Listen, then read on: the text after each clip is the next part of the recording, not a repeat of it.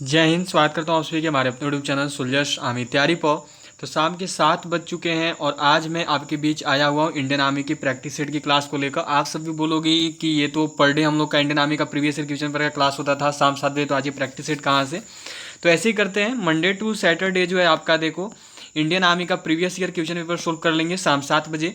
और बाकी जो एक संडे हुआ, संडे को जो है हम लोग देखो शाम 7 बजे एक प्रैक्टिस सेट कर लेंगे। ठीक है, तो Monday to Saturday previous year solve करते हैं 6 दिन, और उसके बाद जो संडे आएगा संडे को शाम 7 बजे एक प्रैक्टिस सेट लगा ली जाएगी, तो ये ज़्यादा अच्छा रहेगा। तो ऐसी रूटीन रहेगी। तो आज संडे है तो आज प्रैक्टिस सेट हम लोग बनाने वाले हैं।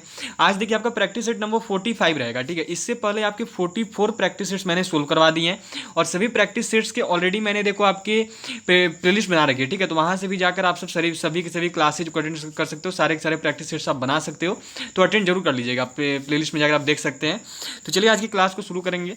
आज का जो टारगेट है देखो आपका केवल 38 का है, ज़्यादा नहीं है।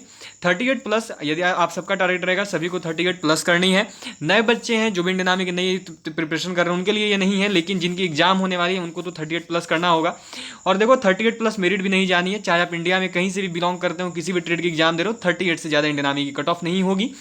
थोड़ी सी वुमेन मिलिट्री पुलिस वालों की हाई हो सकती है, लेकिन बाकी इधर जितने भी ट्रेड्स हैं उनकी 38 से ज़्यादा कट ऑफ नहीं जाएगी। 38 भी बहुत किसी किसी जगह पे जाएगी। तो चलिए आज की क्लास को शुरू करते हैं क्वेश्चन नंबर 1 के साथ। शुरू करने से पहले जल्दी से क्लास को शेयर कर दीजिए अपने और भी फ्रेंड्स के साथ, उन तक भी हमारी इस क्लास को जरूर पहुंचाएं। उसके साथ साथ क्लास क्वेश्चन को सभी को लाइक जरूर कर दें, और लाइक करने के बाद जो भी चैनल पर नए होंगे वो चैनल को सब्सक्राइब करिए, और सब्सक्राइब करके बेल आइकन को ऑल पे जरूर सेट कर लीजिएगा। क्योंकि देखिए हमारे इस यूट्यूब चैनल पर आपको रोज दोपहर 1 बजे इंडियन आर्मी का जीके जीएस का क्लास करवाया जाता है, एंड रोज शाम 7 बजे जो है देखो आपका इंडियन आर्मी का प्रीवियस ईयर क्वेश्चन पेपर का क्लास करवाया जाता है मंडे टू सैटरडे, और बाकी शाम 7 बजे अब से हर संडे को एक प्रैक्टिस सेट होगा। तो चलिए आज की क्लास को शुरू कर लेते हैं क्वेश्चन नंबर 1 के साथ। क्वेश्चन नंबर 1 है देखो यहाँ पे आपका प्रसिद्ध चिल्का झील कहाँ स्थित है। Where is the famous Chilka lake located. Kerala में है, उड़ीसा में है, पंजाब में है या उत्तराखंड में है। याद रखिएगा जो चिल्का झील है ये देखो आपका स्थित कहाँ पे है, तो स्थित है उड़ीसा में। इसका राइट आंसर क्या होगा, तो ऑप्शन नंबर बी। जो भी ऑप्शन बी को सही कर रहे हो बिल्कुल सही बता रहे हो।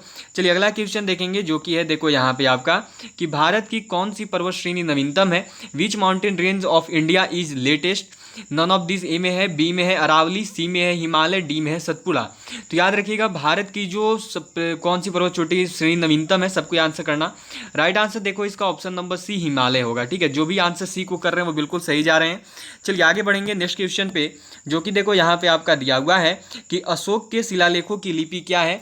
What is the script of Ashok, Ashoka's inscriptions क्या है। देवनागरी है, ब्राह्मी है, गुरुमुखी है या फिर डी में नन ऑफ दीज है।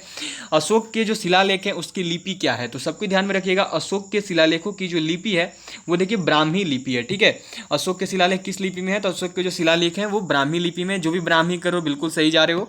चलिए अगला क्वेश्चन देखेंगे जो कि है देखो यहाँ पे आपका कि जोजिला दर्रा किस राज्य में स्थित है। In which state is the Zojila pass located. Jammu Kashmir, Uttarakhand, Arunachal Pradesh या फिर आपका दिया हुआ ऑप्शन नंबर डी में सिक्किम। निम्न से किस राज्य में जो आपका देखो जोजिला दर्रा स्थित है। तो सबको याद रहेगा जो जोजिला पास है, जो जोजिला दर्रा है कहाँ पे है, तो बिल्कुल सही। जिनका भी आंसर ए आ रहा है बिल्कुल सही बता रहे हो। चलिए अगला क्वेश्चन देखेंगे जो कि दिया हुआ है यहाँ पे देखो आपका कि भारत की सिलिकॉन घाटी कहाँ स्थित है। Where is the silicon valley of India located. Hyderabad, Srinagar, Dehradun या फिर बंगलुरु। इनमें से कहाँ पर जो है देखो आपका भारत की silicon valley, where is the silicon valley of India located, ये जो आप सबको बतानी है। तो याद रखिएगा, सभी को शायद याद ही होगी। और राइट आंसर क्या है, तो बेंगलोर। जिनका भी आंसर डी आ रहा है बिल्कुल सही बता रहे हो। बेंगलोर जो है, इस बेंगलोर में जो है भारत की सिलिकॉन वैली स्थित है। Silicon valley of India located कहाँ पे, तो बेंगलुरु में है। चलिए अगला क्वेश्चन देखेंगे जो कि दिया हुआ है देखो आपका कि महाभारत का फारसी अनुवाद किसने किया। What is the Persian translation of महाभारता।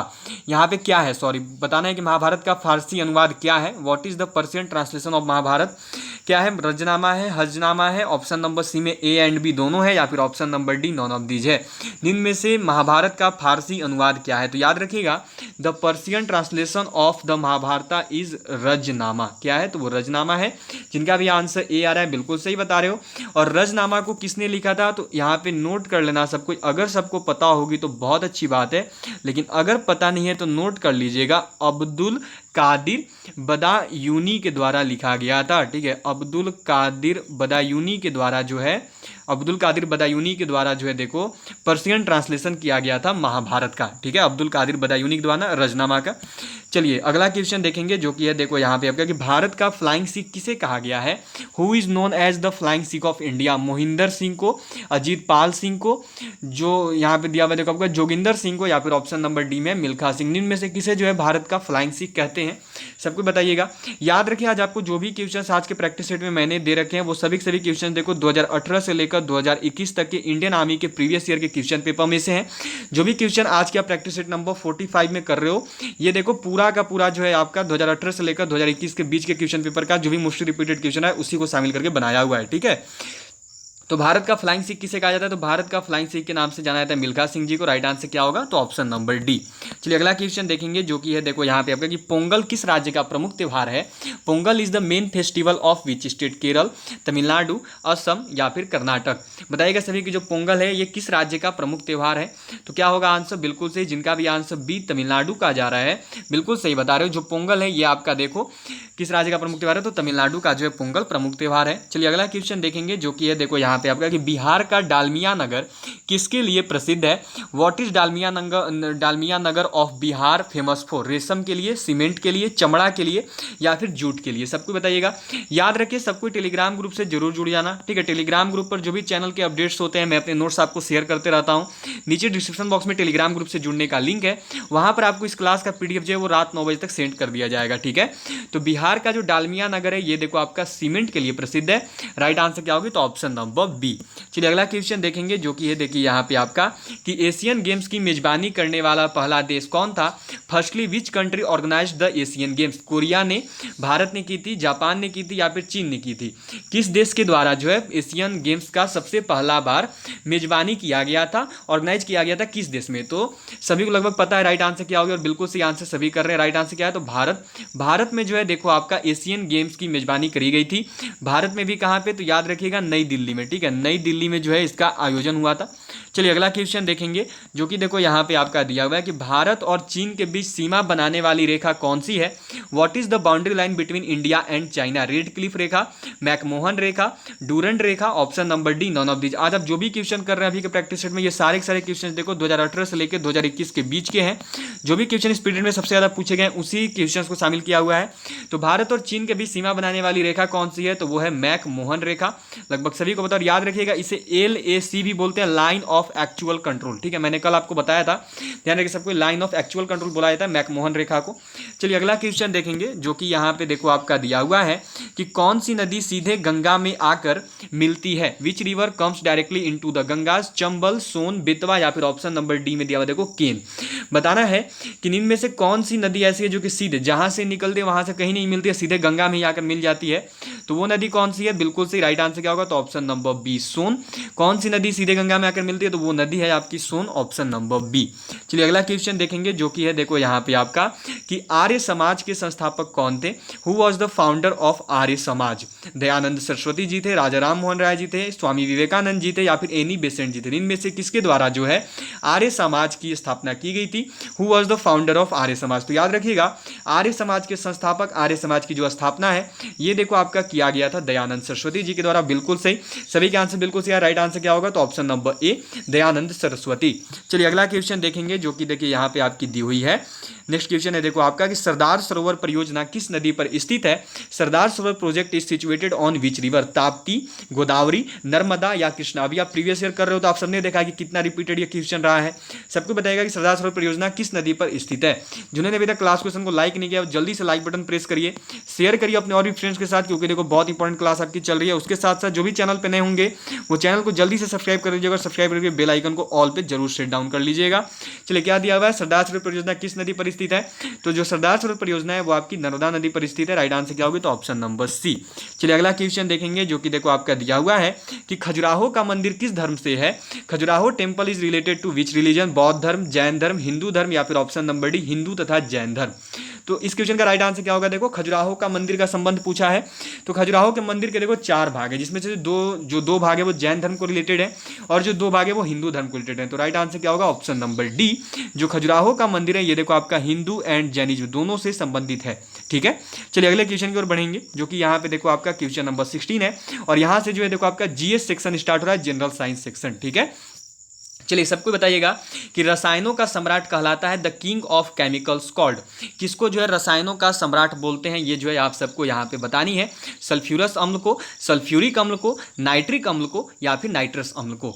तो बहुत बार प्रीवियस ईयर में आया है, आप सबने देखा है कि बहुत बार जो ये क्वेश्चन आप सबने बनाया है, रसायनों का सम्राट वाला क्वेश्चन बहुत बार अभी आप सबने प्रीवियस ईयर कर रहा था तो आप सबने देखा हुआ है।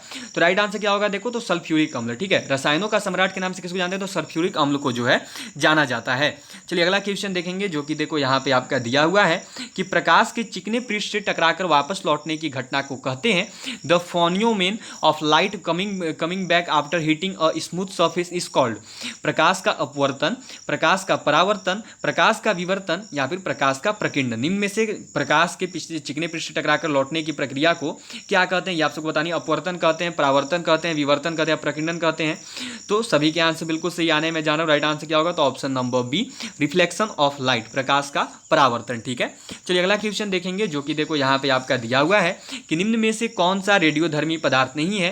Which of the following is not a radio active material? Uranium, radium, plutonium या फिर आपकी सोडियम, निम्न में से कौन सा ऐसा पदार्थ है जो कि आपका रेडियोधर्मी नहीं है? यूरेनियम, रेडियम, प्लूटोनियम या फिर सोडियम। तो बिल्कुल सही, ये तो देखने से पता चल रहा है। राइट आंसर क्या होगी? तो ऑप्शन नंबर डी, जो सोडियम है ये देखो आपका एक रेडियोधर्मी, एक रेडियो एक्टिव मटेरियल नहीं है। चलिए अगला क्वेश्चन देखेंगे, जो कि देखो आपकी दी हुई है कि भोपाल गैस त्रासदी से संबंधित यौगिक का नाम क्या था? What was the name of the compound related to Bhopal gas tragedy? बहुत इंपॉर्टेंट क्वेश्चन है, इंडियन आर्मी में बहुत बार रिपीटेड रही है।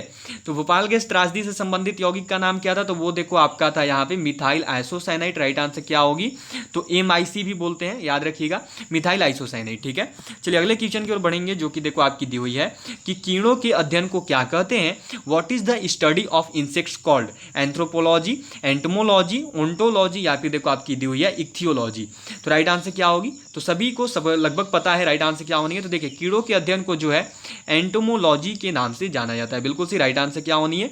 तो ऑप्शन नंबर बी, कीड़ों के अध्ययन को एंटोमोलॉजी बोला जाता है। चलिए अगले क्वेश्चन की ओर बढ़ेंगे, जो कि देखो यहाँ पे आपका दिया हुआ है कि सौर मंडल की खोज किसने की? Who was discovered the solar system? Newton, Kepler, Copernicus या फिर गैलीलियो, निम्न में से कौन से ऐसे हैं जिनके द्वारा सौर मंडल की खोज की गई थी? राइट आंसर क्या होनी है? तो बिल्कुल राइट आंसर क्या हो जाएगा? सी, कॉपरनिकस। कॉपरनिकस के द्वारा जो है सौर मंडल की खोज की गई थी। राइट आंसर क्या होगी? तो सौर मंडल की खोज करने वाले थे कॉपरनिकस, ऑप्शन नंबर सी। चलिए अगला क्वेश्चन देखेंगे, उससे पहले यहाँ पे देखो आपका ऑप्शन ए होगी, यह मिस टाइप हुई है हमसे, इसको सी कर लीजिएगा सभी। ठीक है, चलिए अगले क्वेश्चन को बढ़ेंगे, जो कि देखो यहाँ पे आपका दिया गया है कि ग्रहों की गति का नियम किसने प्रतिपादित किया?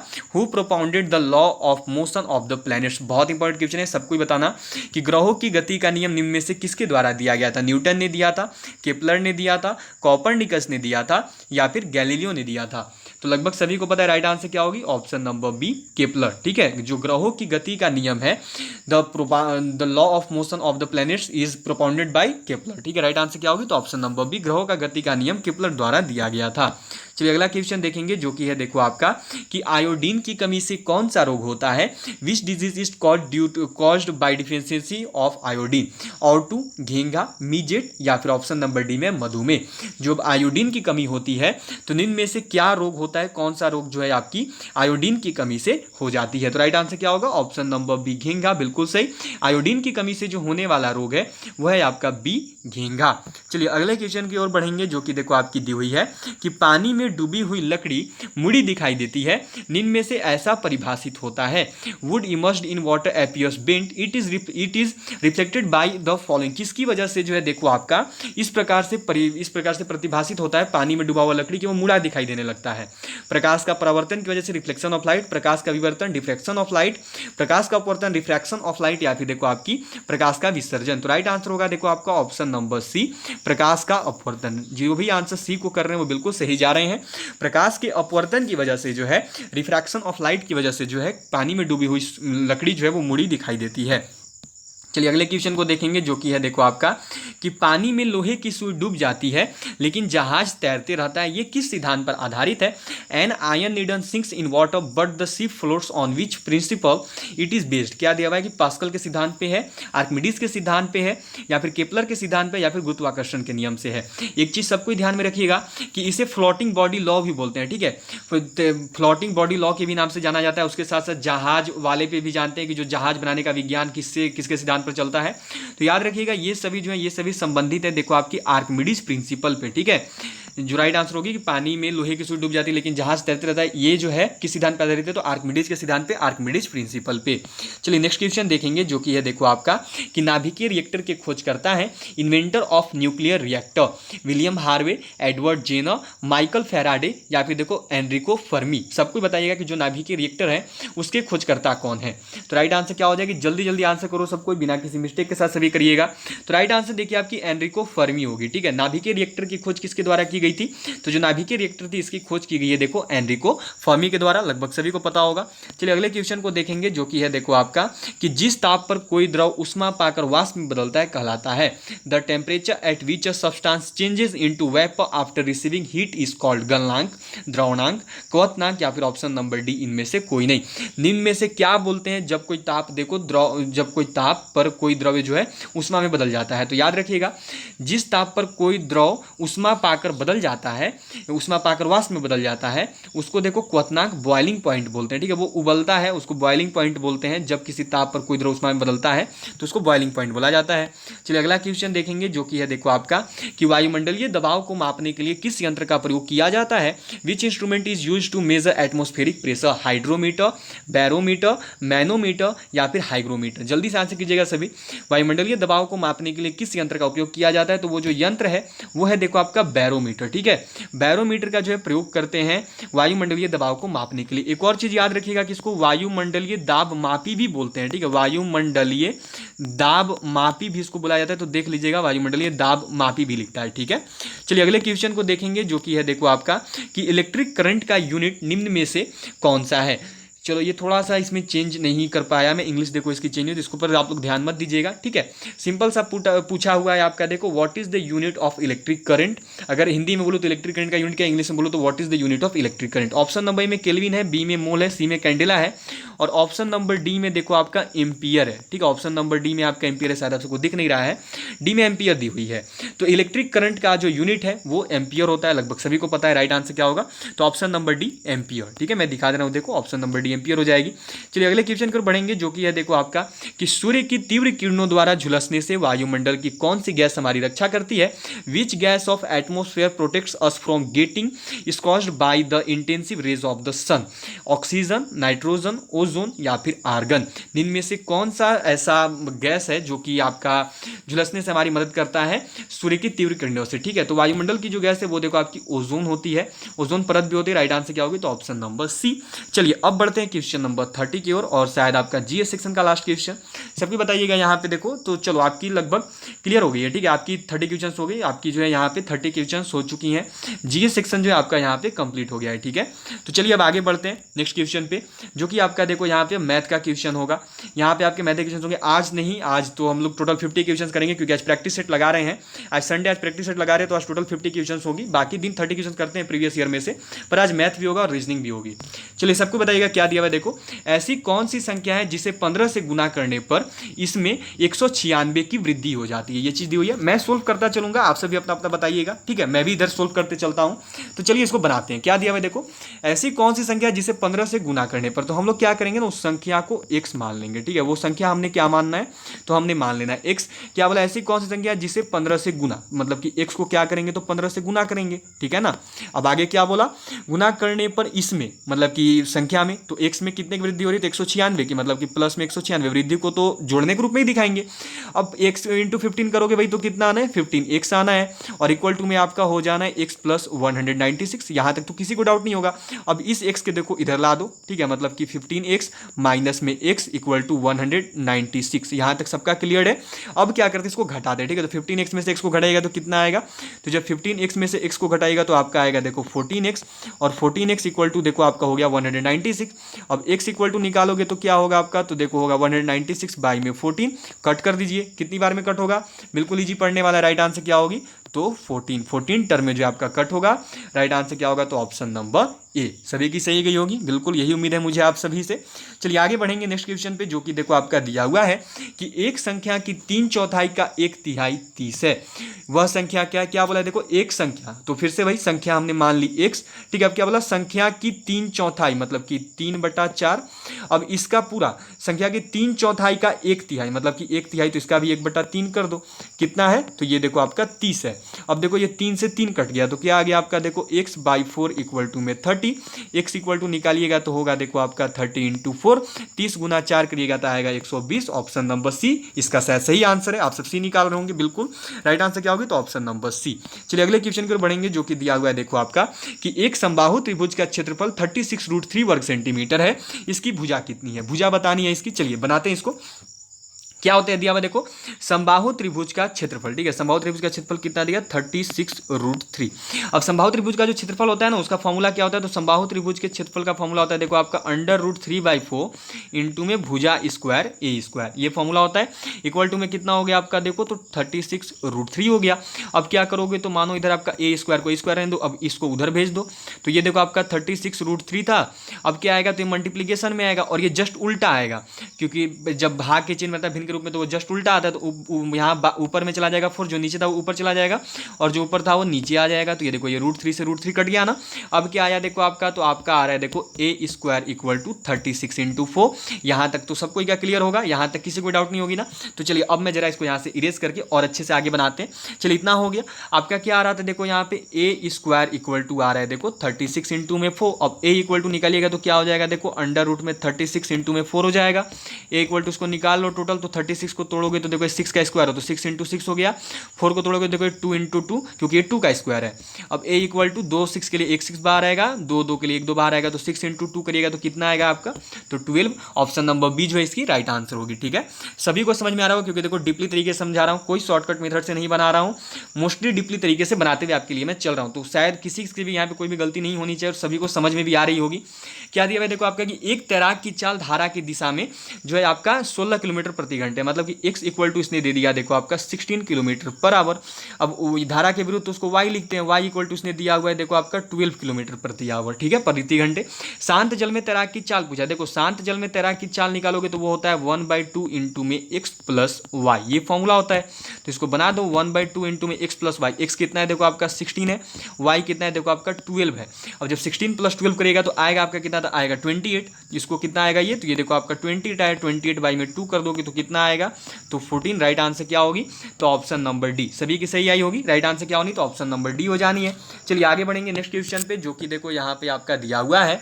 देखो नेक्स्ट क्वेश्चन है कि यदि कोई धावक 20 सेकंड में 200 मीटर की दूरी तय करता है तो उसका वेग क्या होगा, ये जो है आप सबको यहाँ पे बतानी है। चलिए सबको बताइएगा क्या दिया हुआ है, देखो कि 20 सेकंड में जो है 200 मीटर दूरी तय करता है, उसका वेग, उसका चाल पूछा है।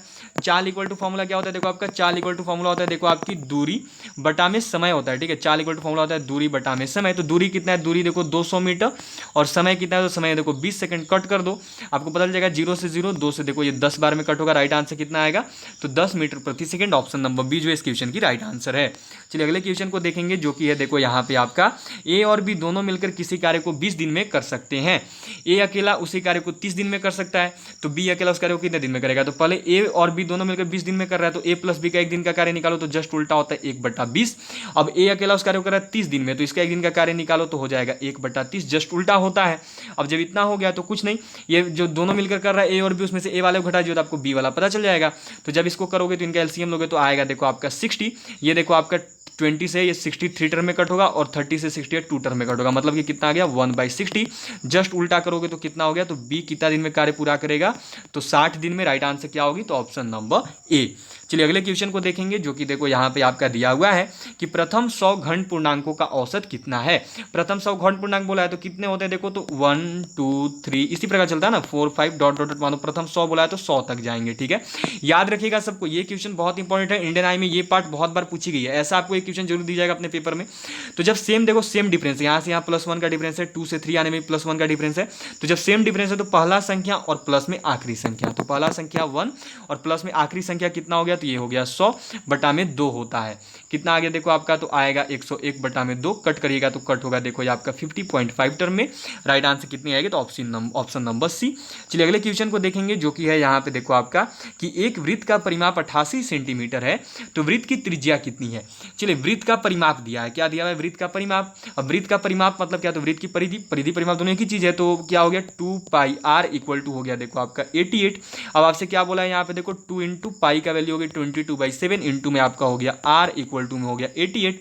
अब r इक्वल टू निकाल दो, तो यहाँ पे जो 88 है वो हो गया, जो नीचे है वो ऊपर जाता है, तो 88 इंटू 7 आ गया, और बाई में हो गया आपका देखो 2 इंटू 22 से देखो ये 4 टर्म में कट होगा, 2 से देखो ये 2 टर्म में कट होगा, मतलब कि 7 इंटू 2, r इक्वल टू कितना आया देखो आपका 2 इंटू में 7, जब 2 इंटू 7 करेगा तो आपका कितना आएगा, तो आएगा 14। राइट आंसर क्या होगी, तो 14 सेंटीमीटर त्रिज्या आपने निकाल ली।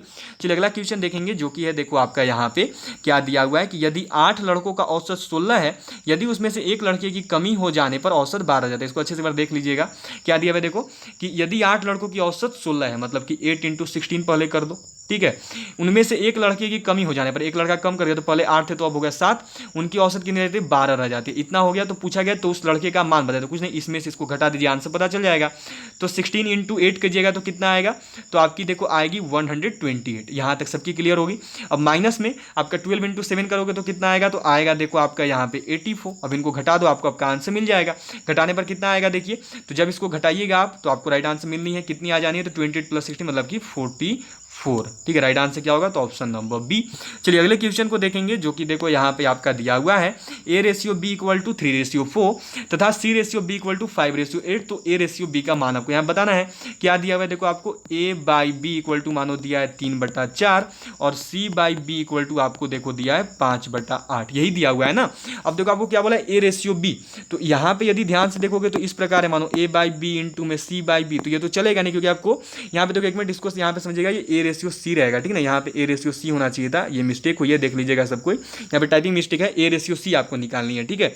तो अब देखो ये क्या होगा, ये आपका ऊपर जाएगा, तभी तो मानो C नीचे आएगा तो आप A/C निकाल पाओगे। देखिएगा क्वेश्चन में तो इस मिस्टेक वाली टाइपिंग में A/C यहाँ पे आपको निकालनी है, सबको ध्यान में रखिएगा।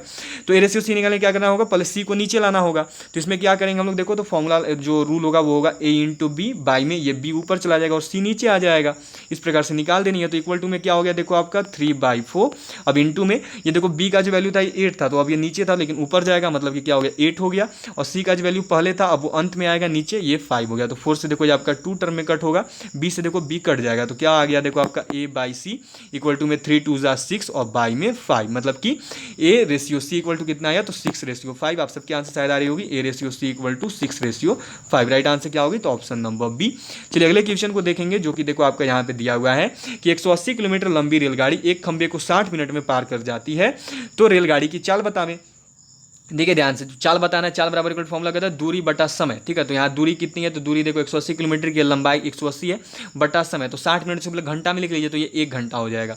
अब देखो 180 बटा में 1 करोगे तो कितना आएगा, मतलब कि 120 किलोमीटर पर आवर की गति से ही वो जो है वहाँ से गुजरी है। चलिए अगले क्वेश्चन को देखेंगे, जो कि देखो आपका दिया हुआ है कि रमेश ने हिंदी, अंग्रेजी तथा गणित में प्राप्तांक क्रमशः 53, 47 तथा 74 है, उसके औसत प्राप्तांक कितनी है। तो निकालने का तरीका आप सबको पता है, दिए गए परिमाणों का योग बटा में परिमाणों की कुल संख्या।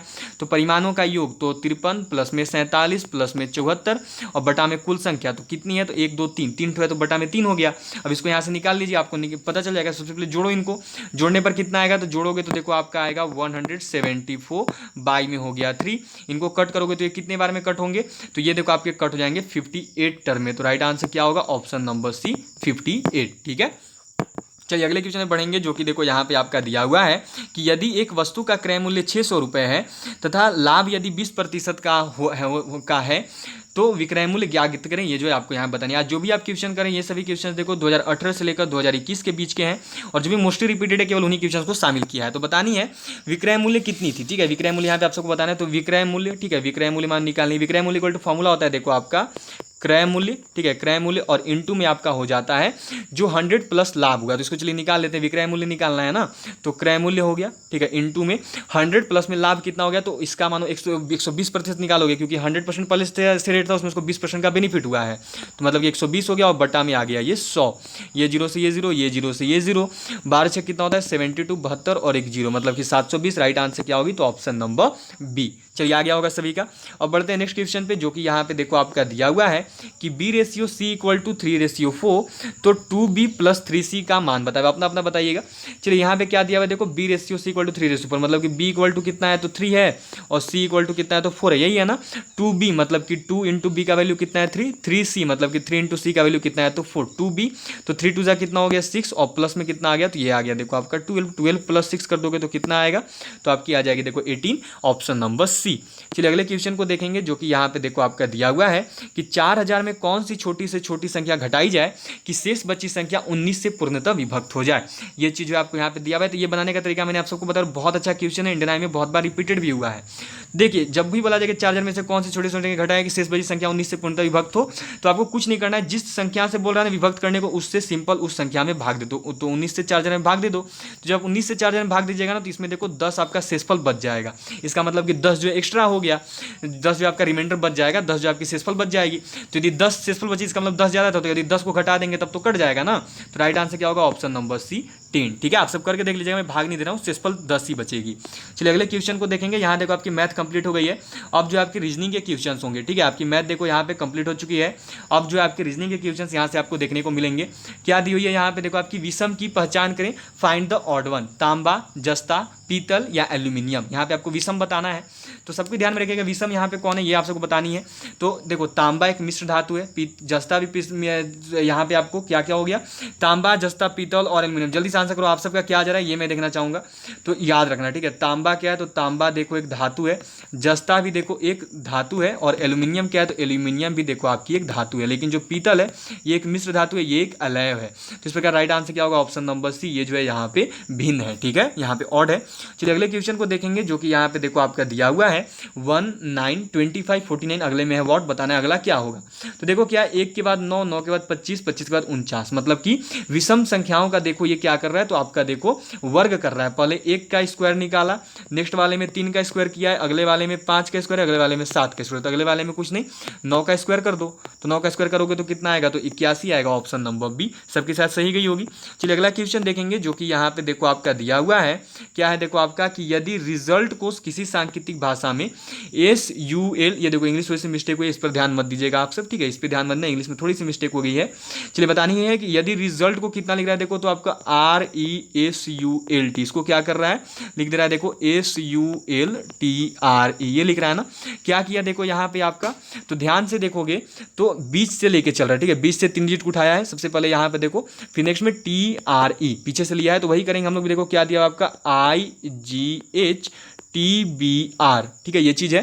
तो सबसे पहले यहाँ पे क्या करो, पीछे से 3 डिजिट को लो, तो यहाँ से देखो 3 डिजिट लो तो BIH, ठीक है, और फिर आगे आपका हो जाएगा क्या, तो यहाँ पे जो हो जाएगी देखो आपकी RIG। तो इस प्रकार जो राइट आंसर होगा वो देखो आपकी हो जाएगी यहाँ पे कौन सी, सबको बताइएगा राइट आंसर क्या आ जा रहा है। देखो यहाँ पे चारों ऑप्शन दिखा दे रहा हूँ आपको, जो राइट आंसर इसका वो देखो आपका यहाँ पे क्या होगा, सबको बताइएगा। देखिए जो राइट आंसर है वो हो जाएगी ऑप्शन नंबर डी, ठीक है, HTBRIG, ये जो इसका राइट आंसर होगा।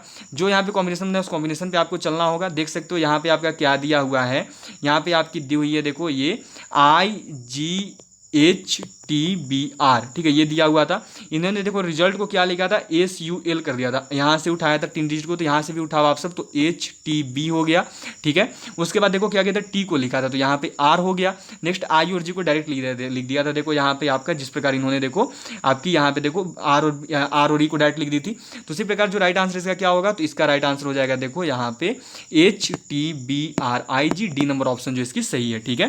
चलिए अगले क्वेश्चन में बढ़ेंगे, जो कि देखो यहाँ पे आपका दिया हुआ है आइडेंटिफाइड द ऑड वन, विषम की पहचान करें, कानपुर, पटना, वाराणसी या आगरा, निम्न में से कौन सा जो आपका विषम है।